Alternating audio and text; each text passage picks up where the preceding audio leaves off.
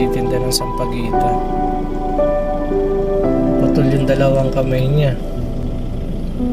Oh?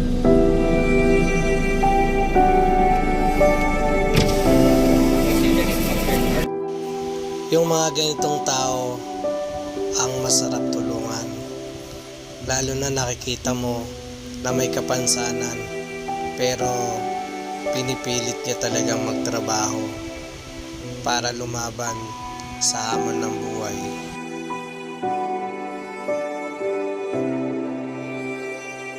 Kawawa si Kuya, di ka mo. Si Kuya. Parang nagtitinda siya sampagita, wala siyang kamay. Wala naman kamay yun, di ba? Lagyan natin si Kuya.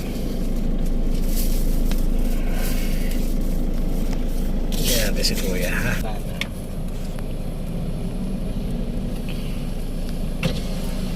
Kaya taga saan ka? May kawayan. May kawayan?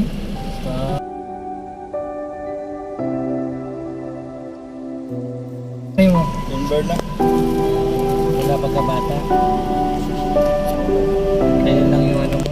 Ilan anak mo? Ha? Ilan anak mo? Wala pa. Wala pa, binata ka. Kasi yan yung trabaho mo, pinakatrabaho mo na yun. O sige Kuya, sa'yo na to. Sige, ha? Sige. Ingat.